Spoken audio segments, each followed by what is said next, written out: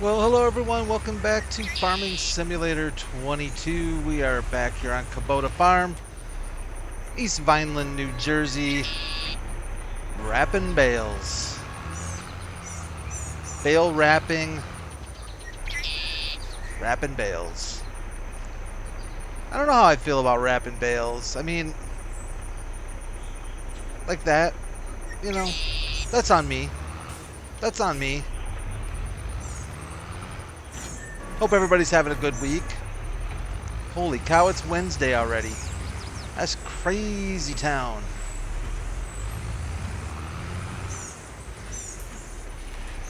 Week is kind of going by pretty quick, actually. I don't know how it is for you all, but for me, it's been flying by. Which means the weekend will be here sooner than expected, which we all know is good news. So we'll take it, right?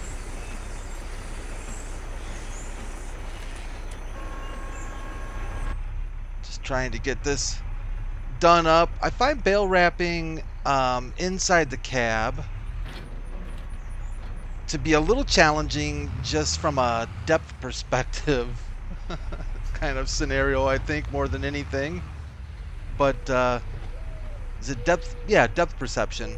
It's kind of tough, like right there. I think my maybe eye tracking might make it a little bit easier. Either that or there's a mod that I don't have enabled. Maybe I should re-enable it. It's I think it's called Realistic Cab View. And it does a couple things. It prevents you from doing the old head spin, you know, kind of the Exorcist kind of business like this. Sorry about that. It's probably making you sick watching it. It prevents that, so you can only do 180. And it also allows, though, the one thing I really liked about it was it allows for a little bit of a zoom. So when you press your shift key down, you can zoom your view. Of course, it's for PC only. Sorry, console players. I do believe it is a script mod, if I'm not mistaken. But I think it's called, I do think it's called Realistic Cab View, I think. I ran it for almost pretty much all of Elm Creek when I was playing that, and well, I get a little anxious there. And it worked well. I think I disabled it or forgot to enable it for East Vineland, and just have never gone back to it. Maybe I should.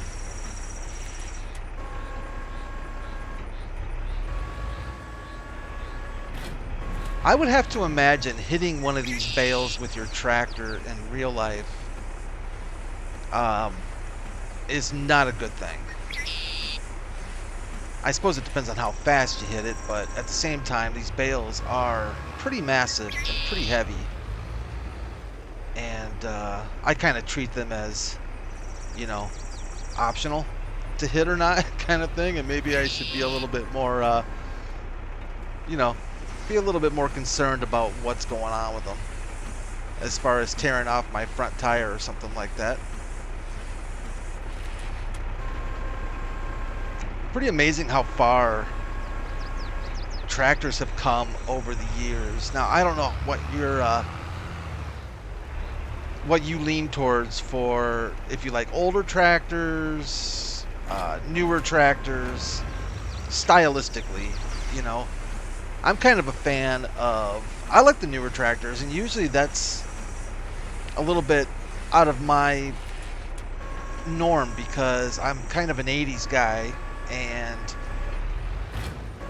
there are a lot of 70s and 80s tractors that I really do like. They're definitely a lot more boxy, right? A lot more boxy looking, but they look mean though, don't they? And they sound absolutely amazing. I guess if I had my way, I would take like the looks of the current tractors with the sounds of the old school tractors. I think that would be a sweet combination.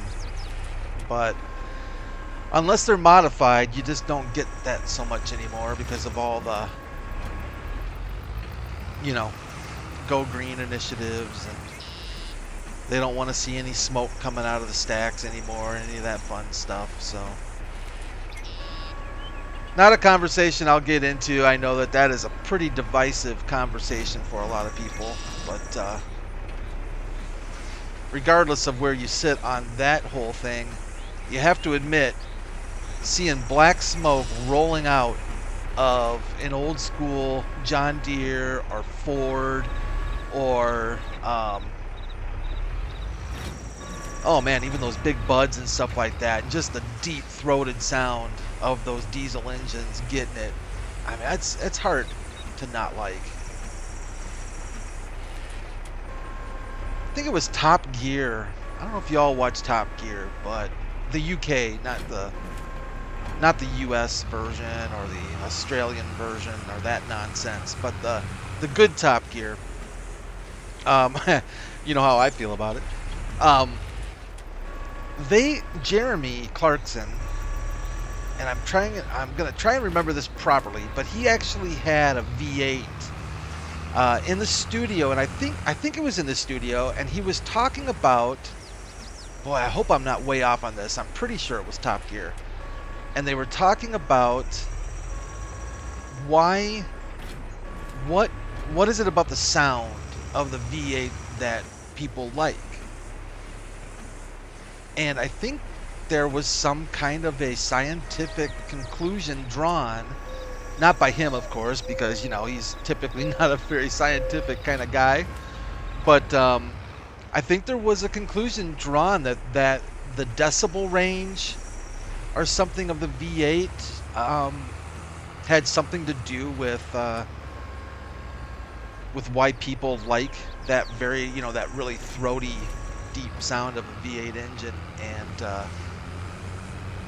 it's kind of funny, isn't it? Like, I remember thinking, somebody told me about the whole, you know, why are certain people found attractive by multiple people? Like, not just one person finds this person attractive, but why do the majority of people find a particular person attractive? And you've probably heard this, where it comes down to, at least according to scientists, it comes down to the structure of the face, right? That things, there's a word for it, it's slipping my mind, I apologize, but it's kind of that thing where it's like the facial structure and how things align. So they split the face right and left. There's perpendiculars coming to mind, but it's not perpendicular, it's even, you know what I'm saying, kind of thing. And it just made me wonder, like, that falls into so many different things. Like, why do most people like the taste of XYZ food? And why do most people like the sound of this? Or why do most people like the looks of this kind of thing? And I think a lot of times we find that it's, you know, that there is, it's not just a preference, it's a inside the brain thing. And I think that would be, if I were smart, like if I were given all the intelligence that I could ever want, right? Like, I mean, brainiac dude, right? It would be, and I could apply it, I think neurology would be awesome. I think the study of the brain, though, would be probably one of my favorite things. Just see, I just don't care. And right there, that would have probably been $400, $500, $600 worth of damage done to the wrapper. Thank you, Giants, for not letting me destroy every piece of equipment in the game. But I think it'd be a lot of fun to study the brain. And I think, you know, I think it's clear that we have a long ways to go to understanding all the nuances of the brain. And I think it's creepy how they want to study the brain, you know, after a person dies, to see, you know, why they were the way they were and stuff like that. I find that a little creepy, a little weird. But hey, you know what? More power to you, I guess. If you've got nothing else to do on a Saturday afternoon, go ahead and go to the office and oh yeah. No thanks. I'll play my farming simulator and be pretty happy.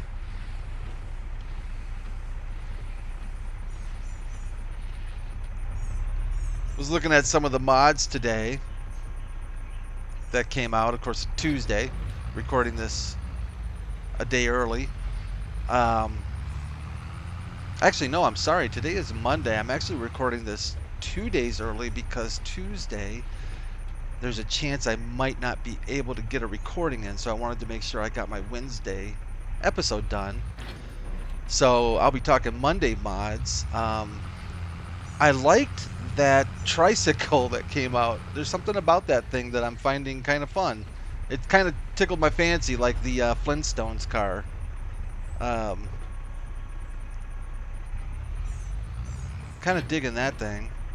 I wonder about the I was looking at the what's the other thing that the map that came out. Yeah, boy, I'm not gonna remember it. I downloaded that. I took a peek at it. That looks like a very beautiful map. It's a Bavarian map, if I remember correctly, and it looks really, really nice. I think the one thing that kind of struck me, though, as being something that I probably wouldn't favor is the farm size is kind of small, and I definitely tend to struggle with small farmyards and getting equipment around and stuff. I like a little breathing room for driving and moving around equipment, but outside of that, the map itself looked very pretty.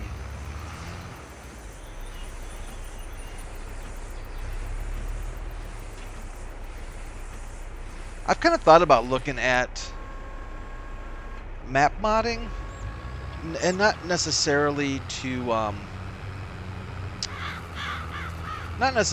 like come out with some, you know, release a map on Giant's mod hub or anything, but just to get a lot better understanding of the process. I've messed around in Giant's editor a few times, not a lot, but the last time I was in there, I was adding a be nice if I paid attention to what I'm doing here. Last time I was in there, I was adding an auto load functionality to a trailer that I really liked, that I wanted auto load on, and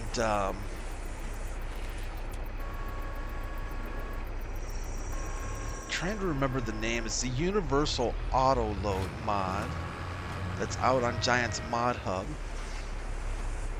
and by Loki. That's who it was, by Loki. And he had made it so that you could add the auto load feature to any kind of pretty much any trailer you wanted. And somebody had posted some instructions on YouTube and went through doing it. And I gave it a shot, and it actually turned out pretty well. I mean, overall, I think it actually turned out fine for the most part. I think I had one little problem with it where it was acting a little bit weird on something, but then it was like 2 weeks later, and Loki came out with the Universal Auto Load add-on, and it included that trailer that I was messing around with. So job done. Worked a lot better than the way I did it, and yeah, I was pretty happy with it. Wasn't too bad at all.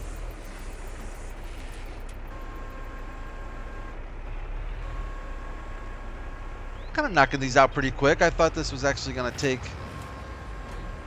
quite a bit longer than I expected, but this is actually going pretty quick. Not bad at all.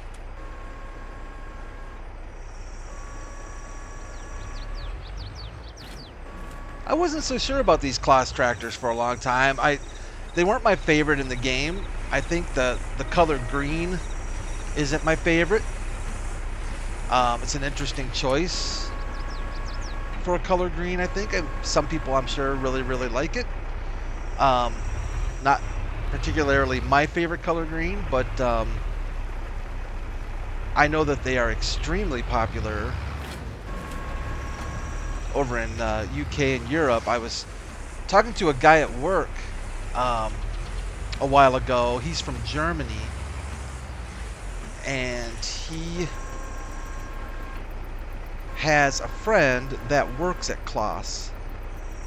Actually, I'm not sure if they still do work there or worked at Claas. One of the two. They're still there or they did work there for several years. And he was telling me a little bit about the company and how I believe it's still family owned and run.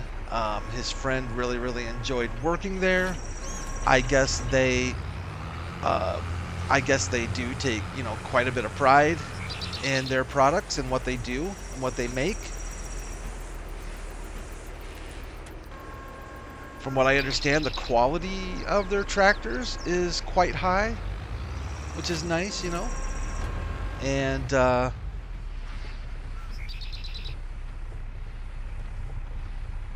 I guess in certain parts of Europe and stuff, Claas is kind of the go-to brand. And I believe, from what he told me, they are definitely still independent. They're not owned by a big affiliate like AGCO or anything like that. They're same family who started it still owns it and runs it. It's kind of cool to see because you just don't see it a whole lot anymore, do you? The little guy gets swallowed up by the big guys. We were talking about too how getting Claas in the States or in North America in general, introducing stuff like this is really difficult, and not just because you've got brands that are so well established here like Case and John Deere, but you have to establish you have to be able to establish a very solid way of delivering parts and maintenance and support. And I guess it's that part of the structure that gets to be quite expensive and quite difficult, because farmers have, and understandably so, they want to make sure that when they buy a tractor or buy an accessory or a tool, that it can be serviced very, very quickly and parts can be gotten very, very quickly. Now, across the board, from my understanding, that's been, obviously a lot more difficult over the past 2-3 years because of COVID, and supply chain has really struggled a lot. But it's hard to convince a farmer to run out and buy a Claas or a Fendt or something that they can't readily get parts and repairs for. I remember watching, there's a dude on YouTube, a farmer on YouTube that really, really likes the Fendt tractors. In general, is a big supporter of Fendt and likes the quality of the Fendts apparently, and price, kind of a value thing and so on. I don't think they're the cheapest tractor in the world, but apparently he's been quite happy with them. But getting parts and service for them, I guess, has been interesting to say the least,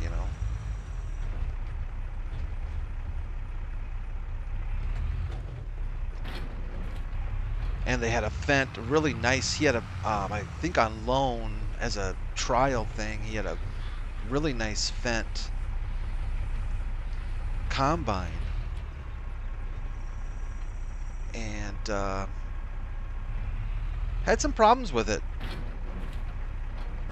Had some mechanical issues with it. and some other issues with it that that he wasn't too excited about, you know, and you know, of course, those things happen. It seems like at the worst times, right? It seems like exactly when you need, you know, like the worst time your car will break down or you'll get a flat tire. You know, it just seems like that's the law of the universe. That's right, I bumped you. I bumped you. Little bale. Yeah, we did all right. Kind of knocked it out, not too bad at all. We'll get this finished off and we can call this an episode. I actually wasn't sure if we were going to get all these bales hammered out in one episode or not.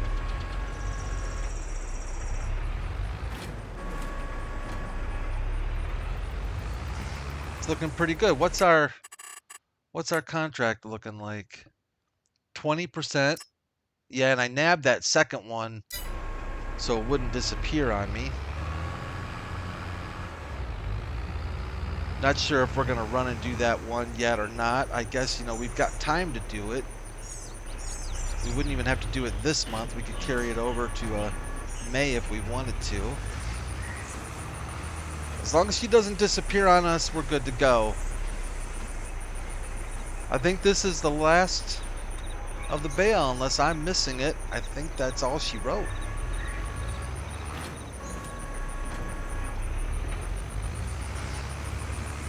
And of course, they're instant silage because it's a contract.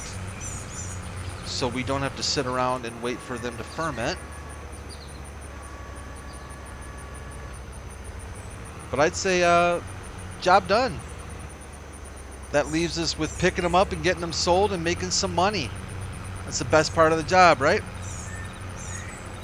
Well, thanks everyone. I do appreciate you joining me again here on Kubota Farm, here in East Vineland, New Jersey. Next time we meet, we'll get this thing finished up and move on to the next exciting adventure here in Farming Simulator. Whoa, man, hit the mouse. Sorry about that. But yeah, I do like these. You know, overall, I do like the Claas. I'm just not sure I'm sold on this green. You know, I guess maybe it would grow on me a little bit, but John Deere green's a little bit nicer color, if I'm being honest. I think even this Chrome green is probably a little bit nicer, but hey, you know what? Beauty's in the eye of the beholder, and to each their own, right?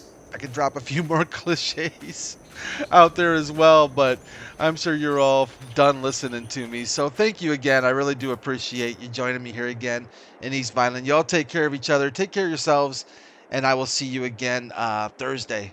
Thanks, everyone, for watching.